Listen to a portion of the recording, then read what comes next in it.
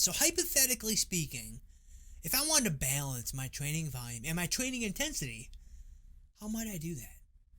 Right? How do these two things coexist? How do they live together in the same world inside of my logbook? Man, that's a great question. I really wish somebody had the answer.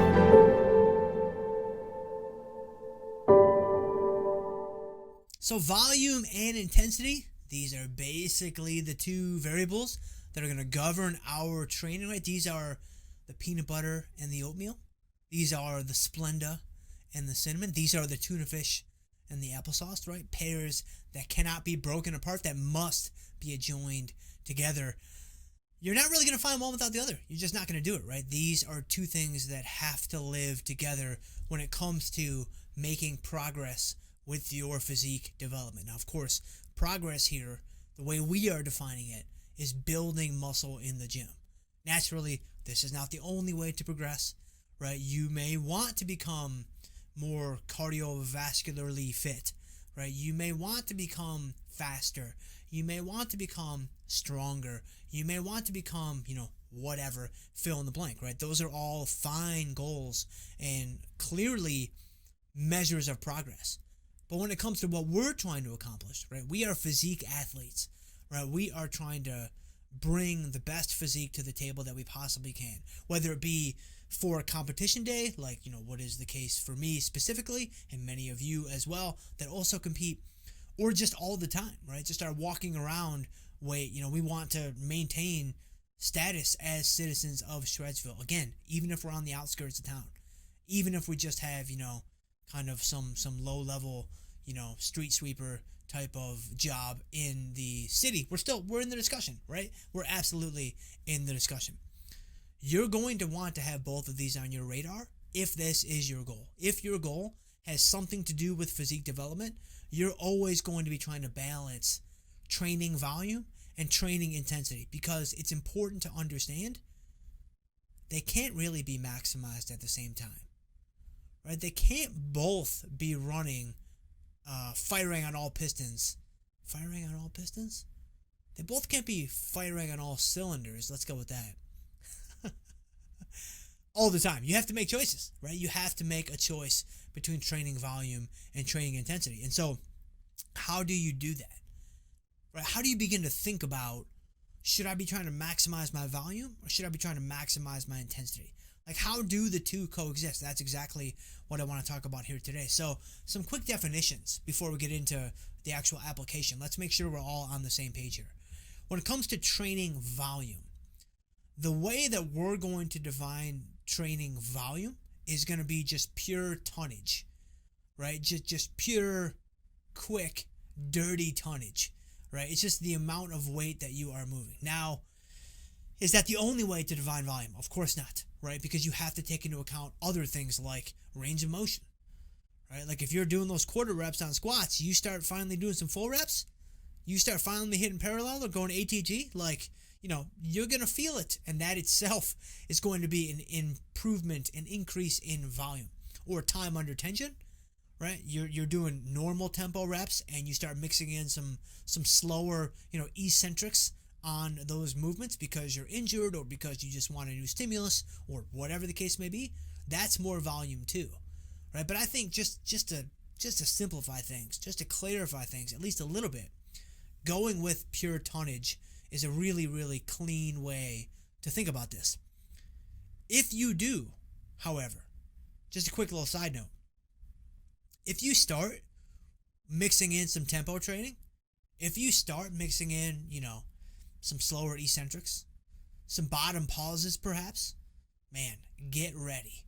Because if you do that on certain movements, basically if you do it on any movement, but if you do it on certain movements, like you are going to be like, whoa.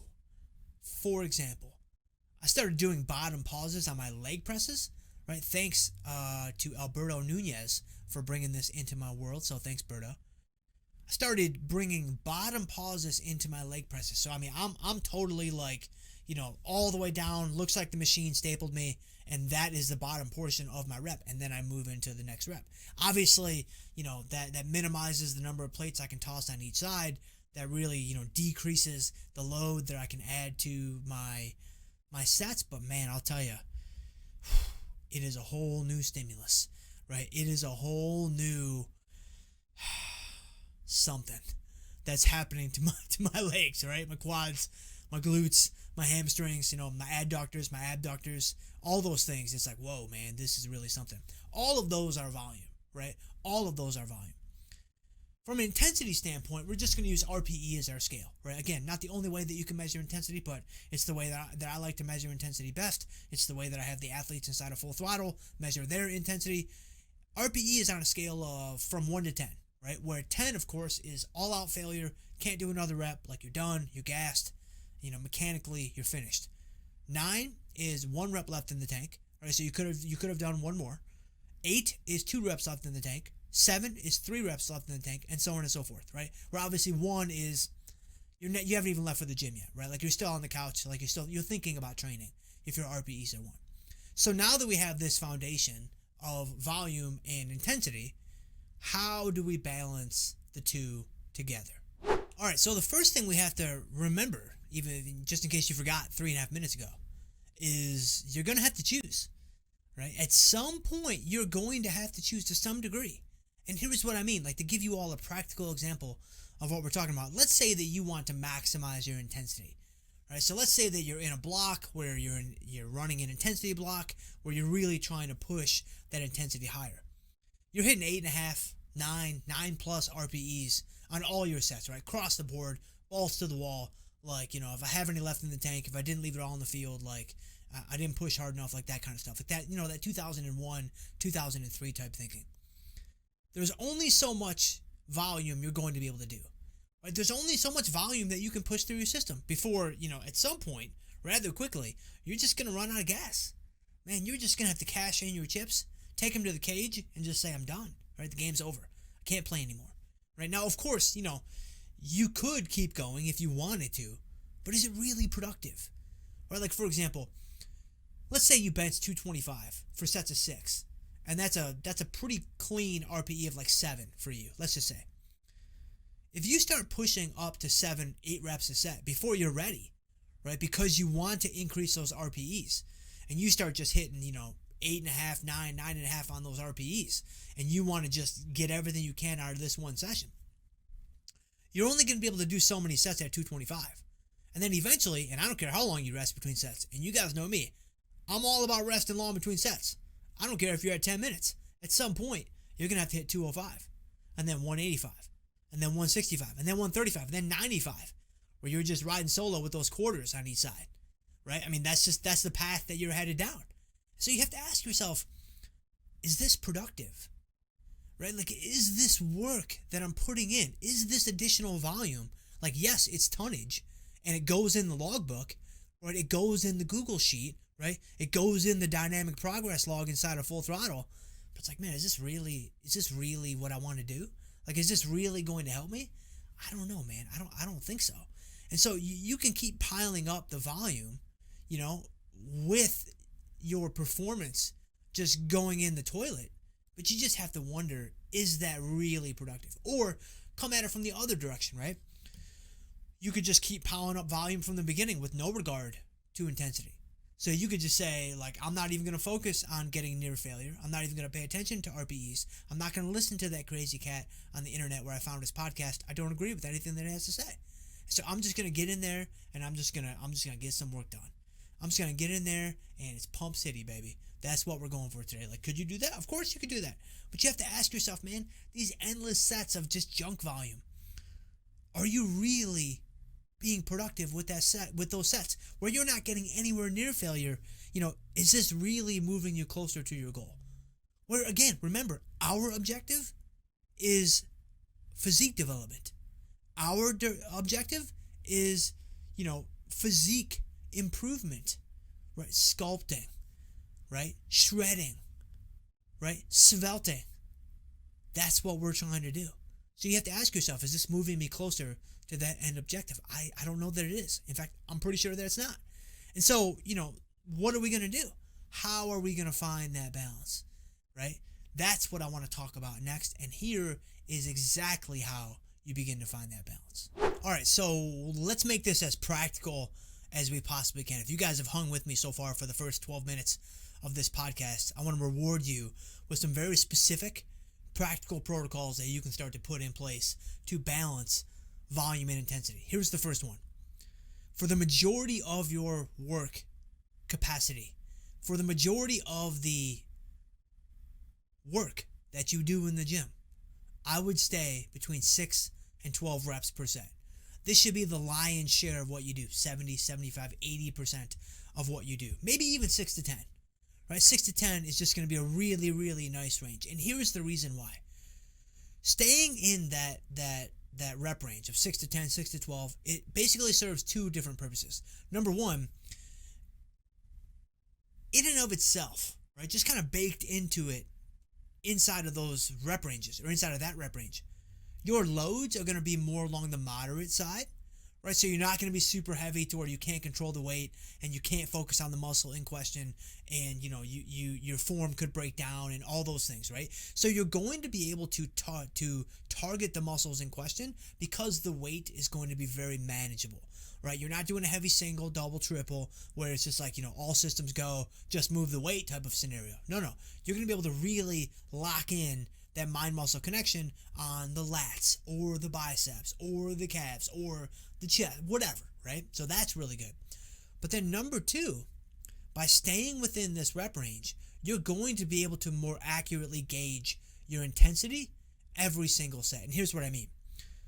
The more reps you do in a given set, the lighter the load, right? The more reps you do in a given set, the lighter the load, the more error you introduce into the RPE measurement. Like, you guys know what I'm saying, right? Like, you do a set of 15 on cable kickbacks, right? Like, you don't know. Like, you're like, okay, I put that down in my book at a 7 RPE, but did I really only have 3 left? Or did I actually have like 9 left or 12 left? Right? Like, sometimes it's hard to tell when you get into those high rep, especially those high rep isolation moves, right? But you do a set of 7 on barbell squats and you put it down in your book at an RPE of 8, like, I bet you're pretty close to only having 2 more left. Maybe it was only 1, maybe it was actually 3, but you're not going to miss the mark by that much, right? You're going to be a lot more focused and dialed in with those RPE measurements. And, I've talked about this a number of times on the podcast, on the YouTube channel, random passerby on the street. I'm like, hey, your RPEs and their accuracy, critically important for your maximizing your time in the gym. So this is really, really important. By staying in that range, you're going to be able to accurately assess the intensity on your sets. Now, by all means, guys, do some strength work, right? Do some work in the 1 to 5 rep range. I do it myself all the time. I think you should do it too, right? But that only needs to be 10, maybe 15% of your training. And do some pump work, right? Hashtag pump chasers, hashtag pump city, right? Do it up, right? Do your sets of 15, your sets of 20, your sets of 25. That's perfectly fine. In fact, it's fun, right, to do a set of 25 on cable curls. Is it going to help you get bigger biceps? Absolutely not. But is it fun? Oh yeah. You can bet your bottom biscuit it's fun. So you should do it, right? But the majority of what you do, the bulk of your workload needs to be in that 6 to 12 rep range. That's going to, just by doing that, it's going to help you balance volume and intensity really, really well. So once you have that in place, right? Oh, and by the way, quick note, make sure you're resting long enough between sets, please, people. Make sure you're giving your system enough time to recover. I understand we're really busy. I understand you only have so much time in the gym, but man, quality over quantity here, right? You're doing an isolation move, like a cable kickback, for example, at least 90 seconds between sets. I'm going to say at least 2 minutes. But if you're like the busiest person in America or the busiest person, in the world, then I'll give you 90 seconds. But I don't want to see in this 45 seconds garbage, right? Because you're not ready. Your system has not recovered, right? You are not ready to put forth your best effort on the next set. You're doing a compound movement, like a squat, like a bench press, like a barbell row, like an overhead press, right? Man, you got to be 2.5 minutes minimum, right? 2.5 minutes to 5 minutes, that's where you need to live if you really want to maximize your time in the gym. Again, if you're just a beginner and you're just starting out and you're just trying to get in a little bit of shape, hey, just get in there, man. That's phenomenal. But when you take that next step and you're like, man, I really want to maximize my time in the gym, one of the best things you could do is start resting a little bit longer between sets. It doesn't have to be anything crazy, but you'd be shocked at what an extra minute between sets can do for you. If you're normally at 60 seconds, you go up to 2.5 minutes. Like, yes, it's going to extend your training time, but man, it is going to do wonders for your performance. Okay, so now that you have your 6 to 12 rep range in place, what's the next step? Well, the next step is, put in your 10 to 20 sets per muscle group, right? Maybe 10 for the smaller muscle groups, maybe 15 to 20 for the bigger muscle groups, maybe 10 to 12 to 15 for the muscles you don't want to prioritize, maybe, 15 to 18 to 20 for the muscles that you do want to prioritize. Once you have that in place, then see how your body responds. Right? See how your body responds. See how your body and those muscles can handle that amount of volume. Now, how do you know if you're handling the volume well? Well, here's a couple of ways that, to measure that, a couple of things to look out for. Number one, your performance from session to session should stay pretty constant. And of course, it should slightly increase over time. Of course, you have to, keep in mind things like your sleep patterns, things like your food intake, things like stress levels and all of that. But leaving all of that constant, your performance should remain fairly steady from one session to the next. And you should see it, uptrending over time. When you look at block over block and cycle over cycle, like you should see this thing moving higher. So that's the first thing. The second thing is this. You shouldn't feel super burned out.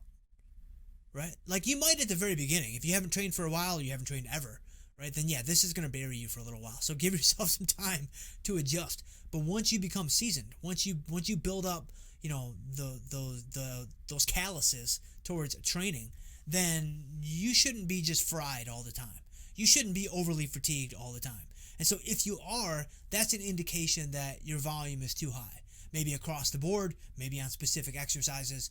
Of course, a barbell squat is a lot more taxing than a dumbbell curl, right? A bench press is a lot more taxing than, a dumbbell fly. And a deadlift is a lot more taxing than, a straight arm pull down. And so just keeping those things in mind, you should be able to kind of pinpoint, where the issues might be. Once you have that stuff in place though, now this becomes your baseline for training volume and intensity, right? You have your reps per set, 6 to 12. You already know from previous podcasts inside of this very podcast that, okay, I want to be shooting for at least a 6 RPE on my sets, maybe 6, 7, 8, kind of live in that range. Now you have your volume set up with the number of sets you want to start with. Moving forward, now you look to increase that volume over time. How do you increase the volume over time? Right? We've talked about this just recently on the podcast. Heavier loads, more reps per set, more sets in the session.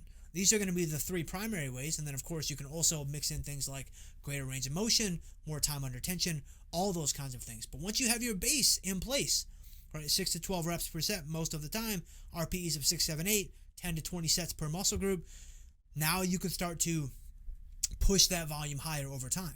And you might notice that, hey, I really want to focus on my quad sweep. I really want to focus on my hamstring glute tie-in, right? Like I really want to focus on the long head of my triceps, right? Like I'm saying all this stuff kind of facetiously, but I'm also serious because these are the types of things that I think about.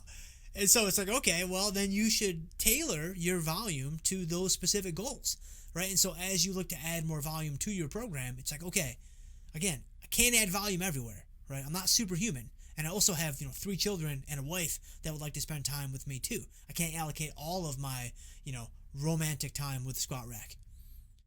You have to think about how you're going to allocate that precious time. So you got to think about what your goals are, right? Think about the muscle groups that you want to prioritize and what you want to achieve with that precious time that you do have on the rubber mats. And so that's it, man. That's really it. That's how you balance training volume and training intensity. But the most important thing to remember, and I'll leave you guys with this, you increase your volume from that baseline. Don't forget, guys, it's not a competition, right? Even if it is a real competition, right? With bodybuilding, powerlifting, strongman, whatever, it's really not a competition, right? It really is just you versus you, right? It really is you running your own race. So there's no rush, right? Like pony up, answer the bell, right? When it's time to train, go train. But if you're not ready, then don't push it, right? Because you know what happens when you do that? You just get hurt. You get hurt, you lose interest, you get hurt, and then all of a sudden it's like, now what are you going to do, right? So just remember, guys, it's not a competition.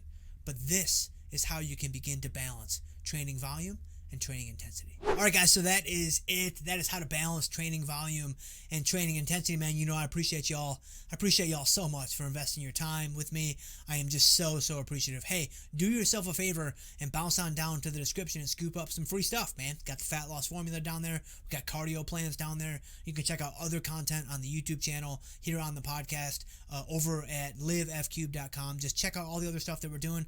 And then, of course, if you want to give Full Throttle Fat Loss a look, which is my full digital course, I will be super humbled and super honored if you gave that some consideration. If you are really serious about fat loss, then it has been tailor-made for you. If you are not serious about fat loss, then do not go beyond this point, because it is not made for you. And so I appreciate you guys so much, and we'll see you guys next time.